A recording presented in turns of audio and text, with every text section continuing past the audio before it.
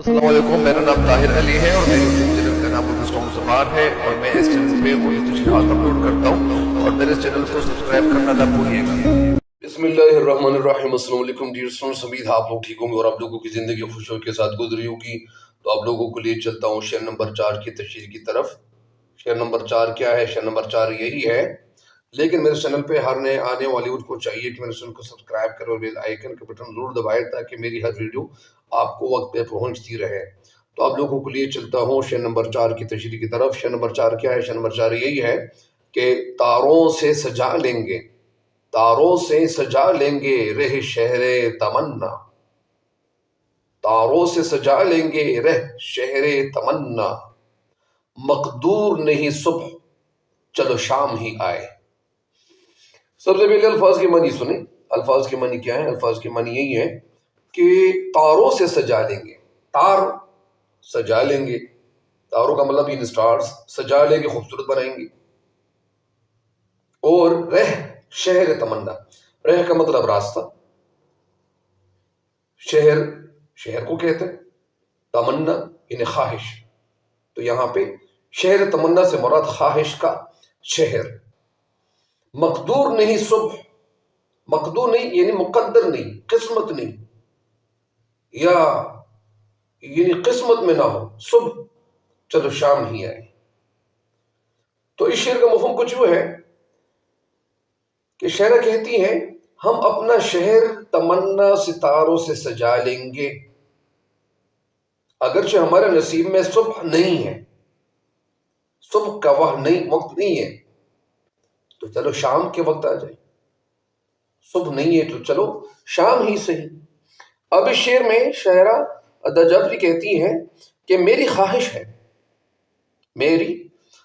ہے کہ میرے محبوب یا محبوب میرے پاس آ کر اپنا دیدار کرے، اس کے ساتھ ملاقات ہو جائے۔ وہ اگر صبح کے وقت آنے سے معذور ہے، وہ معذرت کر رہا ہے، تو بے شک شام کے وقت آ جائے۔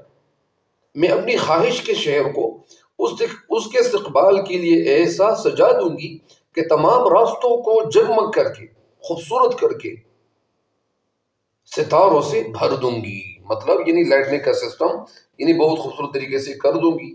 تو یہ شاعرہ کہہ رہی ہے۔ شاعرہ یعنی ادا جعفری نے منفرد انداز میں اپنی خواہشات کا اظہار کیا ہے۔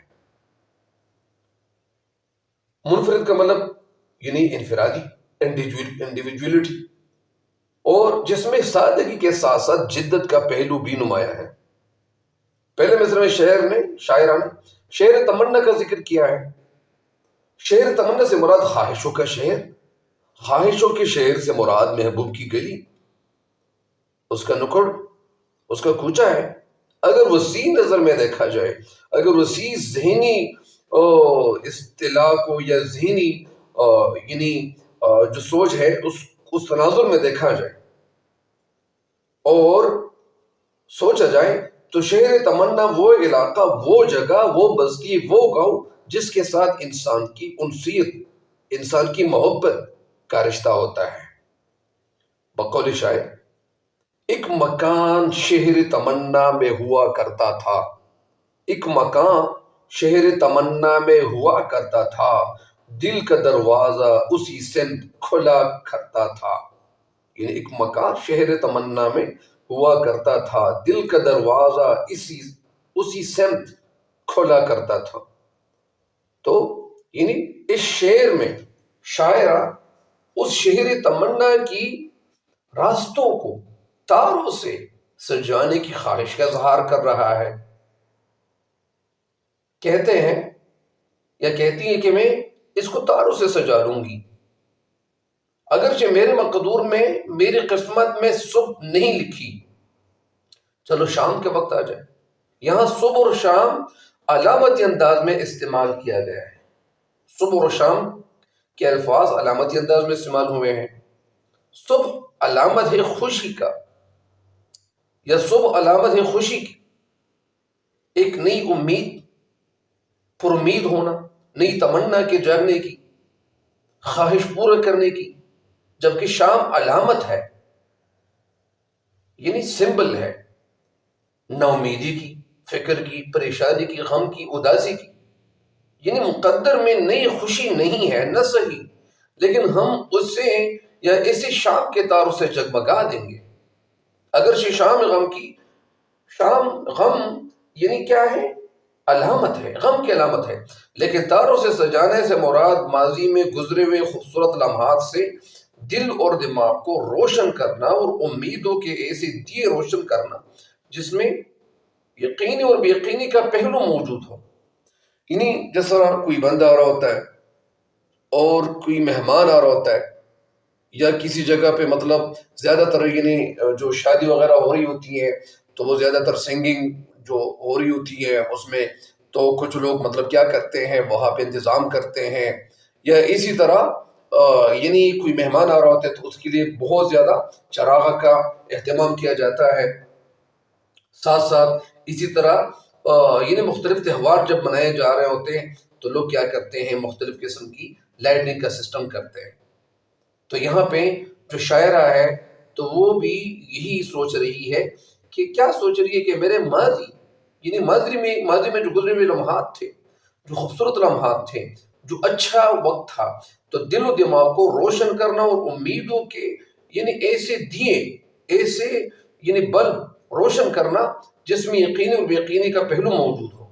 جس طرح بقول ایک شاعر کہ جلا دیا شوق سے جو چہرے تمنا بھی میرے دل میں، جلا دیا شوق سے جو شہر تمنا بھی میرے دل میں، اٹھتی ہے کیسے سانسوں سے دھواں دار راکھ بھی دیکھ لے۔ یعنی اٹھتی ہے کیسے سانسوں سے دھواں دھار راکھ بھی دیکھ لے۔ یعنی شاعرہ نے صبح اور شام صنعتی تضاد استعمال کی ہے۔ صنعتی تضاد اس کو کہتے ہیں کہ جس میں یعنی ایک مصرے میں مطلب یعنی کیا ہو، یعنی ایک لفظ استعمال کیا جائے اور ایک ہی مصرے میں مطلب یعنی وہ دوسرا لفظ بھی جب یعنی اس کا الٹ استعمال کیا جائے تو اس کو صنعت تضاد کہتے ہیں۔ تو یہاں پہ رہ شر تمنا ترکیب ہے، اور رات کیا ہے؟ رات ثنائے اور تراکیب کے استعمال سے شاعر نے نئی امید کی کرن روشن کی ہے، جس میں یعنی نا امیدی کی بجائے یعنی پر امیدی ہو۔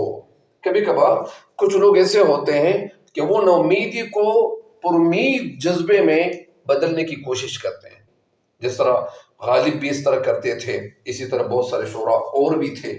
تو وہ مطلب کیا کرتے تھے، یعنی اگر ان کو غم ملتا تھا، اگر وہ خفا ہوتے تھے تو وہ اس اداسی کو، اس پریشانی کو خوشی میں بدلنے کی کوشش کرتے تھے۔ تو یہ تو ہے مطلب نہیں جو شاعرہ ہے ادا جعفری، ان کی سوچ یہ تو ہے ان کی شاعری۔ تو کبھی کبھار اس طرح ہو جاتا ہے، کبھی کبھار یعنی انسان کی جو زندگی ہے، انسان کی زندگی میں ایسے لمحات سے انسان کا یعنی واسطہ پڑتا ہے کہ وہ کبھی کبھار اگر انہوں نے زندگی اگر مشکلات میں گزاری ہے، ایسا وقت بھی آ جاتا ہے کہ ان کو زندگی میں اچھا وقت بھی دیکھنے کو ملتا ہے۔ تو لہٰذا یعنی کبھی کبھار کچھ لوگ ایسے ہوتے ہیں، جس طرح میں نے ایک شعر اس سے پہلے بھی تشریح میں مطلب یعنی وہ ذکر کر دیا کہ میں تنہائی کو تنہائی میں تنہا کیسے چھوڑ دوں، اس تنہائی نے تنہائی میں تنہا میرا ساتھ دیا ہے۔ کبھی کبھار یعنی ایسا ہی ہو جاتا ہے، جس طرح یعنی ایک شاعر یہ بھی مطلب حسن موہانی وہ بھی مطلب یعنی پر امید شاعر تھے۔ اسی طرح بہت سارے جو شاعر تھے وہ مطلب یعنی، یا اسی طرح ایک شعر بقول ایک شاعر کہ اس کا کیا ہے غم نہ سہی تو چاہنے والے اور بہت، ترک محبت کرنے والوں تو تم تنہا رہ جاؤ گے۔ تو بہرحال امید ہے کہ انشاءاللہ اس شعر کی تشریح سے بھی آپ استفادہ کریں گے، لیکن اگر میرے اس چینل میری اس ویڈیو سے آپ کو فائدہ ہو رہا ہے تو آپ لوگوں کو ایک دوسرے کے ساتھ شیئر کرنا چاہیے، اور شیئر کرنے کی وجہ سے آپ کو بھی فائدہ ہو سکتا ہے۔ تو بہرحال یعنی اس حوالے سے میں ایک بات کہنا چاہتا ہوں کہ مسائل کے حل کے لیے اپنی پوری کوشش کرنی چاہیے، لیکن نتائج کے بارے میں فکر مند نہیں ہونا چاہیے۔ یعنی ایک شاعر جس طرح ایک شاعر نے کہا ہے کہ خدا نے آج تک اس قوم کی حالت نہیں بدلی، نہ ہوں جس کو خیال آپ اپنی حالت کے بدلنے کا۔ تو کبھی کبھار کچھ لوگ جب سوچتے ہیں تو اگر وہ جس طرح سوچتے ہیں اس طرح وہ نہیں ہوتا. کبھی کبھار ایک انسان سوچتا کچھ ہے لیکن ہوتا کچھ اور ہے. تو یہ اللہ تعالیٰ کی یعنی یہ اسی طرح یعنی لوگوں کی زندگی ایسی ہوتی ہے. اور کبھی کبھار وہ لوگ جو اللہ تعالیٰ کو بہت زیادہ قریب ہوتے ہیں تو ان پہ پریشانیاں بھی بہت زیادہ آتی ہیں. تو لہٰذا یہاں پہ میں ایک بات یہ ایڈ کر دوں کہ اگر ایک انسان کی زندگی میں کیا ہے غم ہے تو یہ غم ہمیشہ نہیں رہیں گے. یہ غم ختم ہو سکتے ہیں. تو غم کب ختم ہو سکتے ہیں؟ ہم اس کو اللہ تعالیٰ کے فضل و کرم سے ختم کر سکتے ہیں. ہم اللہ تعالیٰ کی مہربانی سے غموں کو ختم کر سکتے ہیں. تو لہٰذا اگر شاعر یہاں پہ یعنی نا امید ہے نا امیدی کی شکار ہے تو یہاں پہ آپ اس جذبے سے آپ یعنی نا امید نہ ہو جائیں. اللہ تعالیٰ نے انسان کی زندگی میں یعنی ناکامی کے ساتھ ساتھ کامیابی بھی اللہ تعالیٰ نے چھپا کر رکھی ہوتی ہے. لیکن کبھی کبھار کچھ لوگ زیادہ مشکلات کا سامنا کرتے ہیں تو جتنی مشکلات کا سامنا کرتے ہیں تو مشکلات کے بعد اللہ تعالیٰ ان کو آسانیاں بھی دیتا ہے، فراہم کرتا ہے. تو لہٰذا کسی بھی انسان کو انہیں امیدی کی طرف نہیں دیکھنا چاہیے. ایک بات اور ایڈ کر دوں، ابھی اگر اسٹوڈنٹ ہے وہ محنت کر رہے مشکلات کا سامنا کر رہے اور بہت زیادہ محنت کر رہے تو ان کی محنتوں کا سلسلہ ان کو ضرور ملے گا. ان کے محنت کی جمع مہن تو مہن کا صلہ ان کو ضرور ملے گا. کب ملے گا؟ نتیجہ اچھا آئے گا تب آئے گا جب یہ بہت زیادہ محنت کریں گے. تو بہرحال کسی بھی اسٹوڈنٹ کو امیدی کی طرف دیکھنا نہیں چاہیے. ہر انسان کی زندگی میں مشکلات بھی آتی ہیں اور خوشیاں بھی آتی ہیں. اگر پہلے مشکلات آ جائیں تو اس کے بعد یعنی آپ لوگوں کو خوشیوں کا اظہار یعنی اس کا انتظار کریں. بہرحال امید ہے کہ جس طرح ناصر کاظمی بھی کہتے ہیں کہ مطلب انہیں غم نہ کر زندگی میں ناصر اور مطلب ایک وقت اچھا بھی آئے گا، اس طرح مطلب ایک شعر ہے ان کا. تو بہرحال امید ہے کہ انشاءاللہ آپ اس شعر کی دشی سے استفادہ ضرور کریں گے، اس سے استفادہ کریں گے، مطلب فائدہ اٹھائیں گے. تو لہٰذا تب تک کے لیے مجھے دیجیے اجازت. اللہ نگہبان.